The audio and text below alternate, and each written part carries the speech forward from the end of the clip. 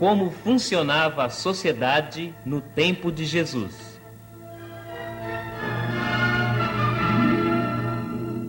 Quinta parte. A religião, raiz de discriminação.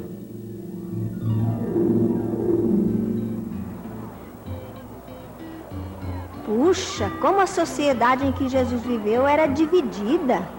É isso mesmo. Naquele tempo, os judeus ou israelitas faziam também outras discriminações, como, por exemplo, a discriminação racial. Como assim? Era por causa do preconceito de cor? Não, era uma questão de raça.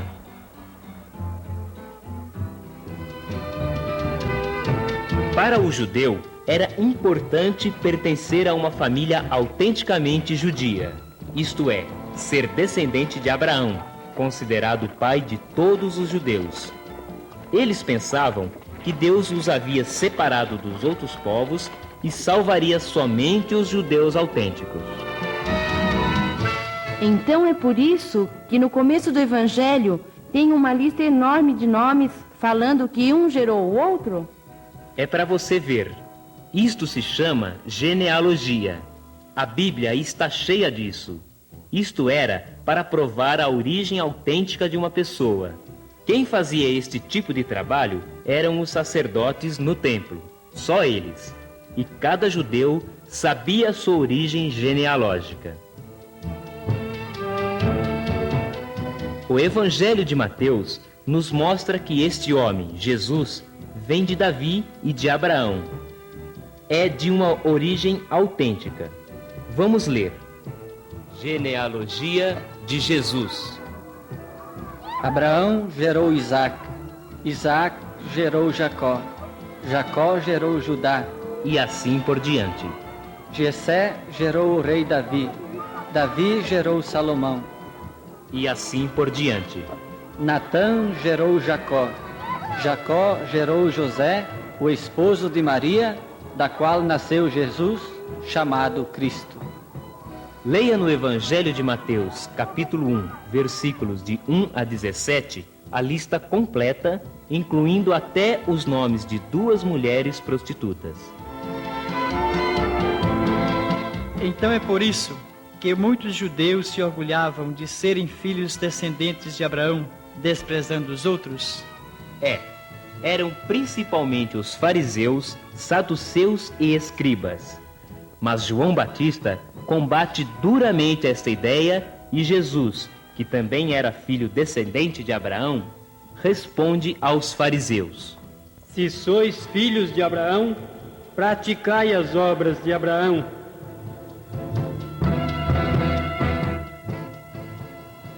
Por que eles davam tanta importância à origem autêntica de uma pessoa? O que estava por detrás disso era o primeiro mandamento. No livro do Êxodo, capítulo 20, versículos de 2 a 5, lemos assim: Eu sou Javé, teu Deus, que te fez sair do país do Egito, da casa da escravidão. Não terás outros deuses diante de mim. Não farás para ti imagem de escultura, nem figura de coisa alguma de que está em cima no céu ou embaixo na terra, nem nas águas debaixo da terra. Não te inclinarás diante desses deuses e não os servirás.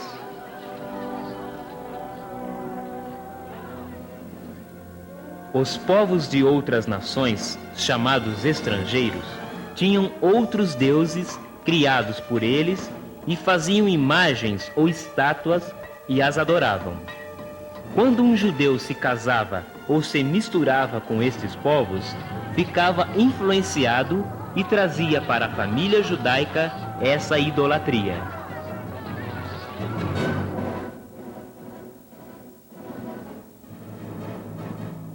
Os faraós do Egito construíam grandes templos aos seus deuses para impressionar os outros povos.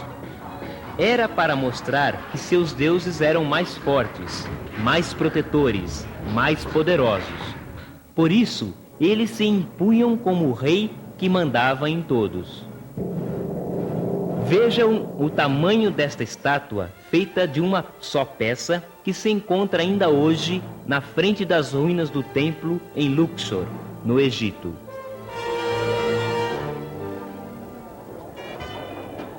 Os judeus consideravam impuros todos estes povos. Não se misturavam para não se contaminarem com os costumes deles. Quem se casava ou se aproximasse desses povos se tornava impuro também. Por isso que os judeus não aceitavam a dominação romana. Com a sua presença na Palestina e no templo, a terra ficou impura e o templo ficou profanado. Devido a isto, um grupo de judeus chamado essênios, que seguiam mais rigorosamente a lei, se separavam do convívio social. Os essênios foram morar nas montanhas e no deserto para se manterem puros. Viviam em pequenas comunidades semelhantes aos monges ou eremitas. Acreditavam ser o resto de Israel. Levavam uma vida em comum onde os bens eram divididos entre todos. Estas escavações mostram as suas casas. Aqui, os essênios viviam estudando a lei, rezando e se purificando durante o dia, através de muitos banhos. Eles esperavam um Messias como mestre de justiça. Queria fazer a guerra santa, exterminar os ímpios para estabelecer o reino eterno dos justos.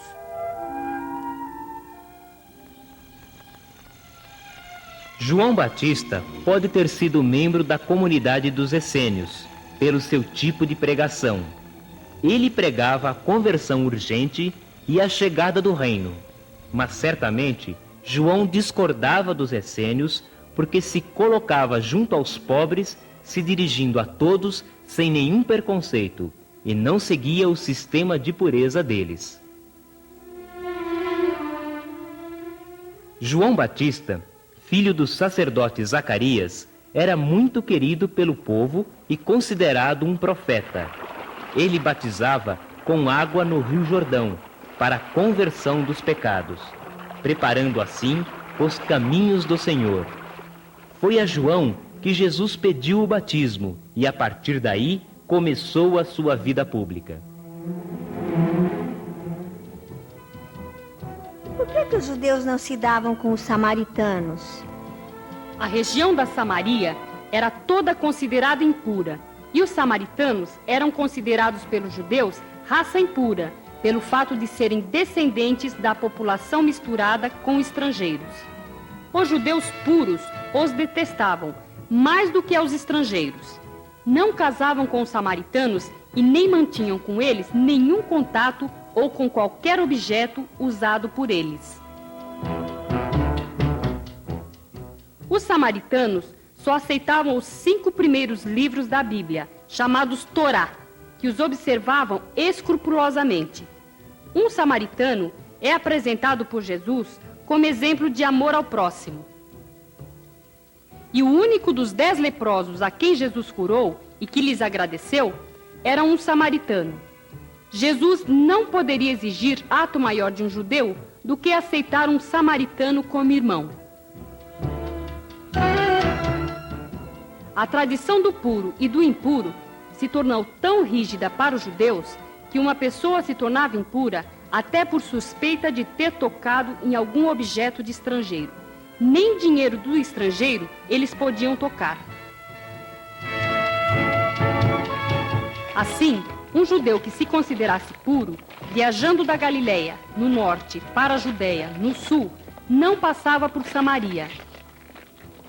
Dava a volta de muitos quilômetros a mais, atravessando o Rio Jordão.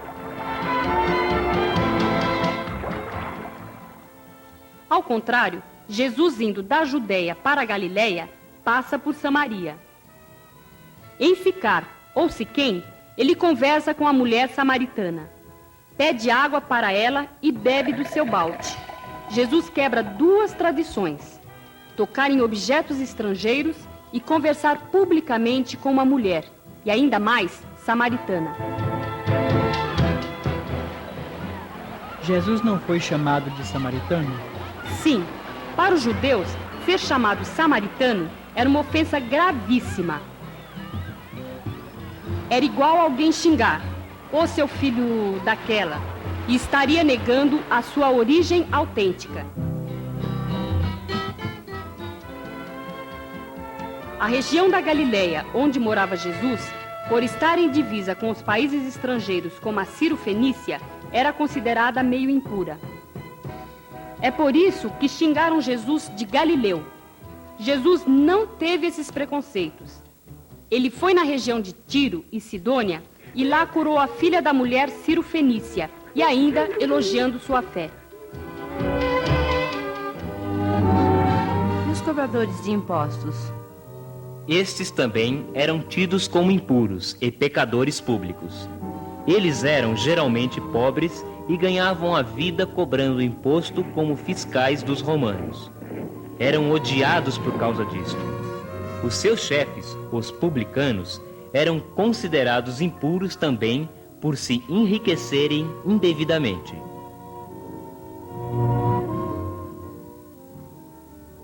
Jesus era acusado de andar com os cobradores de impostos, publicanos e pecadores públicos. Ele chamou para ser discípulo Mateus, chamado Levi, que era cobrador de impostos. Jesus entrou também na casa de Zaqueu, chefe dos cobradores de impostos. A pureza de uma pessoa dependia também do tipo de trabalho que fazia. As pessoas que trabalhavam com comércio, como carreteiro, lojista, açougueiro, eram considerados impuros por causa da desonestidade e do roubo. O médico era suspeito por dar preferência aos ricos, descuidando dos pobres que lhe pagavam mal. Era também impuro. Outras profissões, como mascate, tecelão e etc., eram consideradas desprezíveis, porque lidavam com mulheres, e então eram suspeitos de imoralidade. Por isso, não se podia deixá-los sozinhos com mulheres.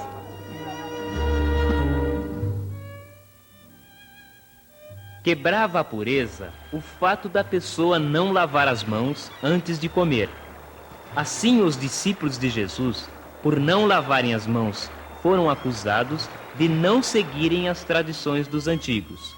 E Jesus respondeu aos fariseus e escribas: Nada há no exterior do homem que, penetrando nele, possa tornar impuro, mas o que sai do homem, isso é que o torna impuro, o mal que sai do coração. Quebrava a pureza o fato da pessoa comer carne de certos tipos de animais, assim como carne de porco. Fazia mal à saúde. Para o judeu, o porco se tornou a coisa mais abominável que tinha. Por isso, quando Jesus curou os 2 endemoniados, permitiu que os demônios fossem na manada de porcos. Outros animais eram proibidos de se comer, porque eram usados nos cultos religiosos de outros povos.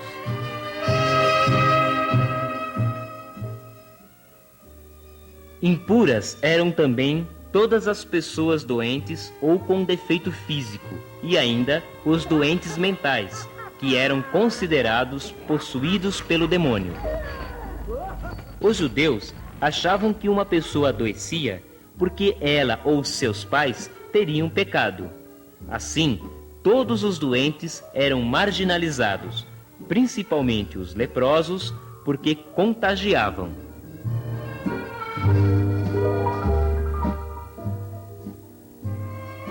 No início, o sentido da pureza era para preservar a vida. Tudo o que pudesse ameaçar a saúde e a vida era visto como perigoso e chamado impuro. Mas na época de Jesus, as coisas foram mudadas. Ao invés de ver como impuro a opressão que gera as doenças, via-se como impura apenas a doença. Assim, todas as pessoas doentes eram marginalizadas e consideradas de segunda categoria. Os doentes além da doença, tinham que suportar também a suspeita de serem pecadores.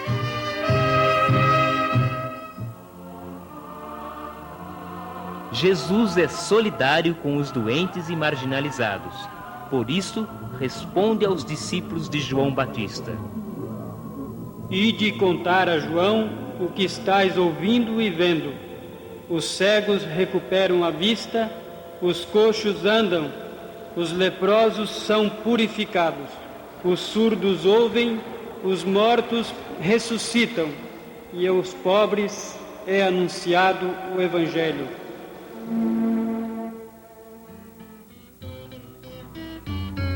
Puxa, até eu pensava que a doença era castigo de Deus. Pois é, participando da comunidade, eu aprendi a descobrir as causas das doenças. E a mulher, como era tratada?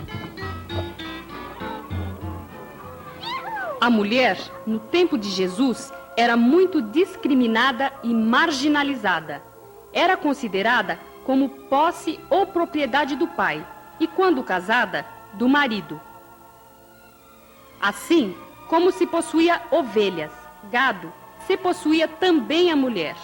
O pai podia até vender a filha antes dos 12 anos. No Oriente, a mulher não participava da vida pública. Seu lugar era em casa, cuidar da casa e dos filhos. Negócios, conselhos, tribunais, reuniões, contratos eram feitos só para homens.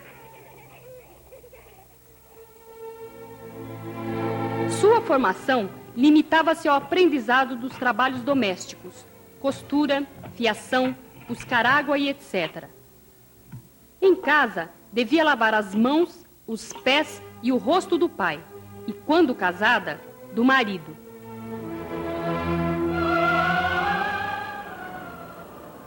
No campo, a mulher trabalhava fora para ajudar, mas nunca sozinha. Era proibido um homem encontrar-se sozinho com uma mulher casada. Por isso, os apóstolos achavam estranho Jesus falar com a mulher samaritana.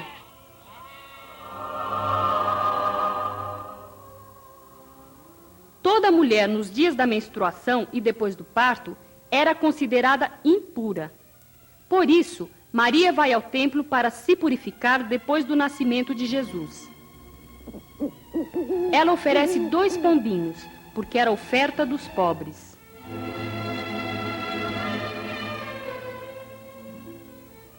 A mulher sem filhos e mesmo estéril era considerada desonrada e até mesmo castigo de Deus. Assim, quando Isabel, já velha e estéril, ficou grávida de João Batista, declarou: Isto fez por mim o Senhor, quando se dignou retirar o meu opróbrio perante os homens.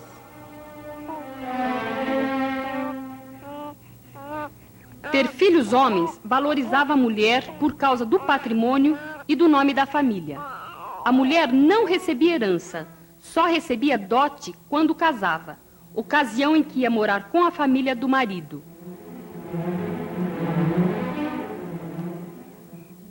Só o homem podia, por qualquer motivo, se divorciar da mulher.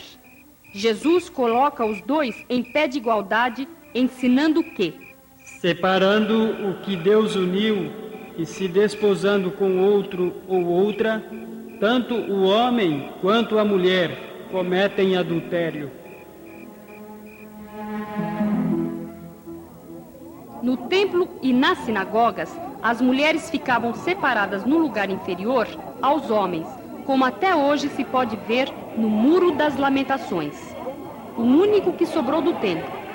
Os homens à esquerda e as mulheres à direita, separados por uma grade. No culto, as mulheres só escutavam, não liam nem dirigiam a palavra. Não eram obrigadas a acompanhar as peregrinações. A atitude de Jesus para com as mulheres quebra todas as tradições da época. Várias mulheres que haviam sido curadas acompanhavam Jesus.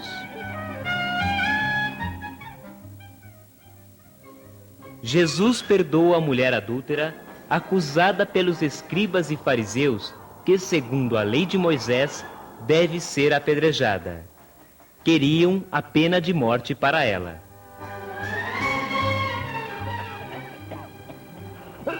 Jesus deixa uma mulher ungir a sua cabeça com perfume, contrariando até as críticas dos apóstolos. Jesus também aceita Marta e Maria como suas ouvintes. Jesus devolve a vida ao filho de uma viúva e fala ainda que a viúva indigente no templo deu mais que os ricos.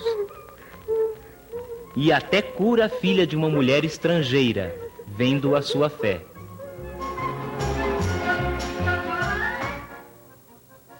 Depois da morte de Jesus, foram as mulheres que descobriram e reconheceram que Jesus estava vivo, apesar da desconfiança dos apóstolos.